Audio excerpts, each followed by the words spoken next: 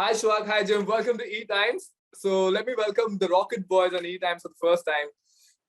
I saw the trailer, guys. It's amazing. First of all, let me say that the reactions are good. People are appreciating the trailers. Fans are having a good comments about it.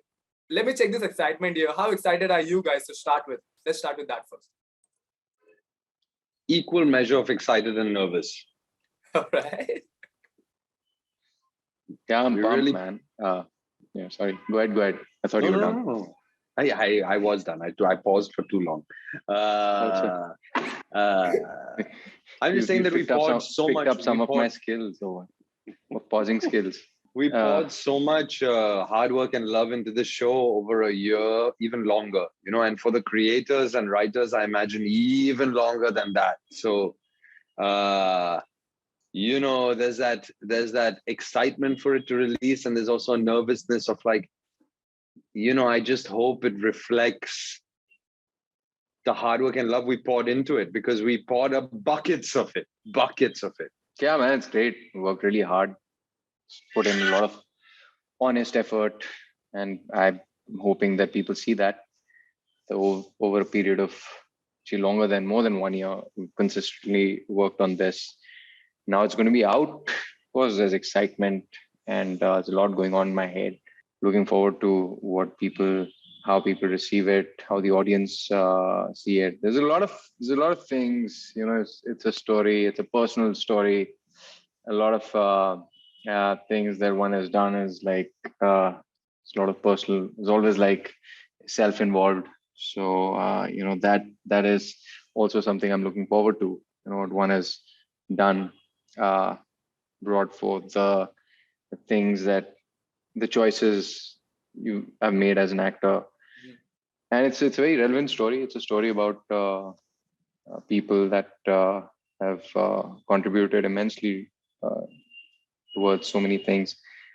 I'm just so excited that people are going to know about these fathers of Indian science. All right. And they don't know much about them. Yeah. Okay, so let me say that what came out through trailer. Okay, I saw the trailer. It was all up and down. It was really exciting to see the thrill and everything. But what struck with me was the last cameo by APJ Abdul Kalam. That was the stroke. That was a master stroke in the trailer. How did you guys feel when you saw that master stroke? Did you say that it's going to resonate with the audience? That was the one final nail in the coffin kind of thing? Yeah, it was like how people described it. It was the cherry on top. It was the final, like, it was perfect. Yeah, it was. Okay, if I had to ask you guys both, right? Now, Jim, asking you first. Okay, playing Dr.Homi, Bhabha, and you, Ishwak. Tell me what resonates with you guys. This amazing personalities. If I had to ask you, like, what was about this personality that you immediately connected with, and you said, yes, I want to take up this challenge and do this role. What was about it? Everything that I learned about him, every new detail that you could find out about these two people would make it a delight for anybody to play. Not merely their scientific contributions, which were, of course, immense, and that's what the show is about. But the fun of playing Homi Bhabha was that, by all accounts, he was considered a complete man, a man whose interests were wide and varied, so they included, of course, even within science, physics to molecular biology to astronomy. And then outside of physics, culture, music. He was a phenomenal violin player and a piano player, and he could paint. And 1% of the TIFR budget was always kept aside for art because he wanted to support modern Indian artists. He wrote books on culture. He, after traveling back to India from his time in Cambridge, he really made a concerted effort to learn about India's heritage and traveled to places all over the country, watched the art and culture that India had to offer, and kind of wrestled with these ideas of cultural superiority that European propaganda system really tries to promote. And for a country coming out of colonial rule, for a person Cambridge educated to come back and devote that much of his time to learning about his own heritage properly which got him to basically have the opinion that, no, we are no less. There's nothing less here. I mean, that's just the colonialist narrative. That's not true. It's absolute nonsense. Right. And I think a lot of that, that's the wonderful thing about him, in my opinion, is that everything seemed to inform everything else. This ideas of heritage has come out in his life, where he wants self-reliance for India. He wants India to be a country that makes its own things and is a player in not just the world economy, but in world politics. And how applying that then to science led to the development of a nuclear reactor, and a nuclear reactor for electrifying the nation, and an atomic bomb for, in Homi's opinion, protecting the nation and allowing the nation to continue to develop without being infringed upon by neighboring countries or being bullied in the world market. Because he started to see that, well, I don't want to give away too much, actually. I'm already giving away too much. Ishwak is already like, bro, what are you doing, brother? I was just letting you speak because you were into it. And he by all accounts is a funny, charming, sophisticated, mercurial man. And what more could you want to play? That's true. A person who has so many shades and interests and can speak on any subject and has the knowledge at the tip of his fingers and thinks 2 or 3 steps ahead of everybody else in the room, except for Dr. Vikram Sarabhai. Let's come to Dr. Vikram Sarabhai. Ishwak, tell me what resonated with you, like this character. Tell me about it. What was it like connecting with the character and saying, yeah, I want to take up this challenge and do this particular role? I don't know, man. I don't like using the word challenge. It's like, it's what we do. It's like, how a fighter gets into a ring. It seems a formidable task, but then for him, it's just another day at work. At the same time, it's not. It is a big deal. Every now and then you get what is a big deal, I'll tell you, is that you get the kind of writing that you're hungry for. You get the kind of filmmakers that you're hungry for. You get the kind of co-actors you want to work with. All of that comes together. Great producer, great team, a great platform. And it's like what ends up happening is that after a year, more than a year of working together, I miss it. And I wish that, I could have that experience all over again. It's all of that. But then every now and then, I guess as actors, we've trained ourselves not to get on nerve. And how I think why it did shake me up a bit is that I found myself just from the very beginning, getting into the prep as early as just when I'd got cast the next day, find myself making calls, ordering books, geeking out on science, doing all of that. And what a trip it has been. Yeah. The prep has been amazing. The shoot period was amazing.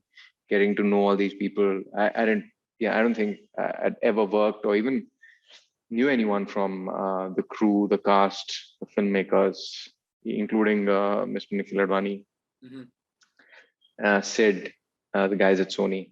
But they're all wonderful people, and it was amazing. All right. Okay. Let me ask you this as well. When you play a biopic, all right, it's a tricky subject, right? How much is your own input and how much does the research come into play? How did you guys approach this? They did enormous amounts of research. Honestly, huge amounts. I mean, you wouldn't have been able to write this show without it. It shows in the lines. It shows in the organization of the events. It shows in how things lead to each other. It's just very clear from when you read the script, and the more you talk to the makers, the more you realize like how much they've done. They've firstly, of course, read up everything they could read that there is about these two men. Then they've gone to the Sarabhai's house in Ahmedabad and spoken to everybody there. Got their approvals, made sure it was checked by them, made sure all of the science was fact checked by scientists, involved researchers who have spent their lives researching Homi Bhabha to fact check whether everything is, so there's an immense amount of research involved. That's that. Now, within the black and white blueprint of this research, we have colored and painted things in, and we've colored and painted them in, keeping those parameters as much in mind as we can. Like, for example, if you speak to Malika Sarabhai, she will say, if you speak to somebody at TIFR, they'll talk about Homi as this, as a gentleman who was very exacting and was a perfectionist. Right. Then if you talk to Malika Sarabhai, she says they were so much fun. Oh my God, Daddy and Homi, they were just a barrel of laughs to be around. They were charming and funny and interesting. And from what we had found out about Homi is that he had quite a good sense of humor, and I generally feel that, like, Parsis, especially Parsis who are quite good at what they do, they just generally don't take themselves too seriously. Okay. This is my experience, at least. So it's, we can never divorce ourselves from the parts. There'll always be bits of ourselves. It's just you want to turn up the volume on certain bits and turn down the volume on other bits. And you also, well, at least I think we all did this separately with Abhay, and also just in readings and improvisations. Me and Ishwak also sat for quite a few, where we would sit and try to and be like, okay, these are the lines. Okay, now put the lines aside. Let's have the argument. Okay, write that down. That that was interesting. The way it came up was a bit more organic than the way it currently comes up in the script, because it came to me when he said a certain thing, or it came to him when I said a certain thing. And so he's used a bit from later to counter that, and maybe we can rejig the scene a little bit. So when it came to the actual dialogue, we really tried to workshop it to make it seem like, what would Homi Bhabha sound like, and what would Vikram Sarabhai sound like, and what positions would they be taking, and how fast are they able to change topics and or deal with contrary information to what they're saying. Mm-hmm. That shows how quickly their mind is moving. And we were trying to show people whose minds move very fast. Right. Ishwak, how about you? Yeah, man. Just to pick up from one of the points that he mentioned in terms of the character, was it the character finding? What was that, man? It was beautiful. It was a beautiful thought. Almost trying to process too many things. About, let me just answer this question. I'm sure I'm going to get back to that. Lost my chain of thoughts. Look, I mean, the thing is that I'll share another interesting anecdote. What happened was that with me having to sort of, I mean, it's something it almost like, one of the things I enjoyed the most was my architectural thesis when I was studying as to be an architect. Mm-hmm. I used to go about spending a lot of time finding the concept than making the building and making the models, the educational years. It just became a way of, and as I worked on stage, that was the thing. I kind of read around the subject and sort of want to build a foundation so that you take this guy and you place it anywhere in a situation. So that's, I guess, what we call finding the character. So you can behave a certain way, because, you tell me if I'm doing this Zoom call right now, I go out to buy vegetables, or, catch up with my friends to get a few drinks. I'm not going to prepare. I just go and I know what how I'm going to be. There's a certain behavior. Right. So that's what I guess, that ease is what one is hungry for, because once you get it, then you can go beyond the obvious things of sort of getting the lines right and all of it. And the thing is that for that I went about doing peripheral work in terms of taking the first few steps. What were the first few steps as I would get to know about the community, the Jain community? I got something as a virasat from my mother, my grandmother, and that's where the self comes in. You kind of take, and of course, based on the Bible and how the relationship was mentioned, you take cues from that. And the biographer, a beautiful biography of Vikram Sarabhai that's out there by Amrita Shah. And you mean the actual Bible? Sorry. No. Our Bible, which is the script. And my second, the other religious text, which was the biography.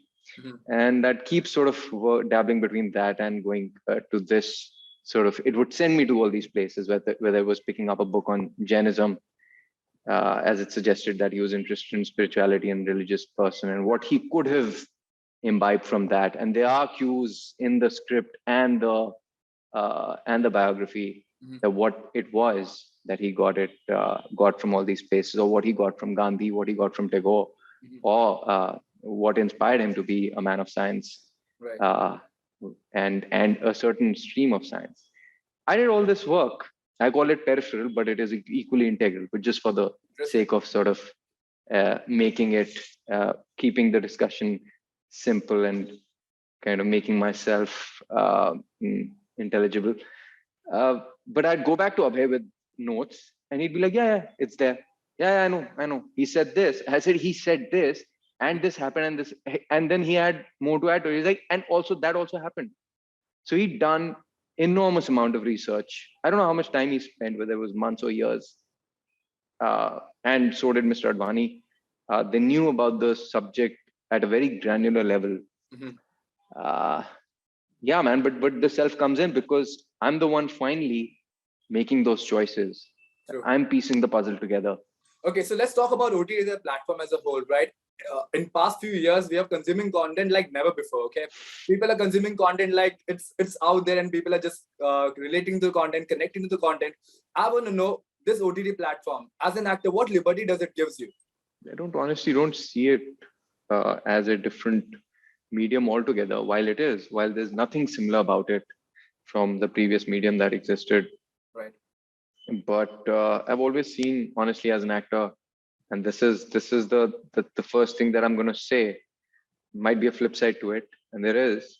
But the first thing is that whether it's on stage or you're a part of a movie, or even if I was doing a street play, or a web show, I guess the foundation remains the same. It's just that you got to adapt to the different mediums. But this is film work. It's just that the format is different.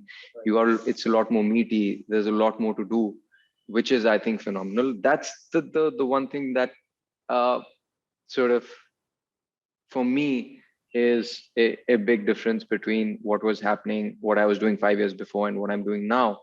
Is that film work had a sort of while you could explore and do so much, even in a movie, but in a show, and I'm talking about one thing that's only a web show, which is only on OTT, and films also coming to OTT as the second thing. You got a huge arc. Every section, every act has an act 1, 2, 3. So just imagine there's so much to play with for an actor, a filmmaker, the makers, the writer. And the OTT is definitely, it's like, giving a lot of people, the creative faculty, all the creative people, so many more, a platform, more opportunities. Right. It's like you can tell your stories, man. I mean, you can do your thing. You just have to have the given us easy access to, made it accessible, made the thing that we wanted to do accessible. But at the same time, I have to say that even with the advent of OTT, it's not that simple, because the competition is also more, and the kind of work that you want to do, that's not abundant. That's still limited, and stuff that you believe in, because that's where another struggle comes in. Oh, that's an interesting point. Jim, how about you?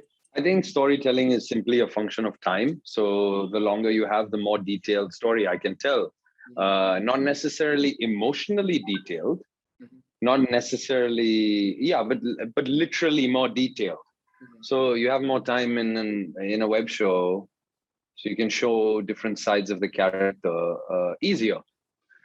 In a film, you just have to, it's a bit harder. The writing has to become better and better and better. And the form of storytelling has to become better and better and better. And that happens. There can be a movie where you can go back to a scene for years while trying to unpack the emotional detail that is in it and how it's affected you. And you can spend years going back to that scene and unpacking it.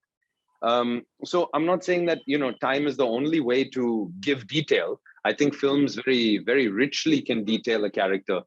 I'm just saying that it's easier in an OTT because you have more time. I mean, it'll be 8 hours, right? The first season. That's 2.5 films at least. 3 films. Agreed.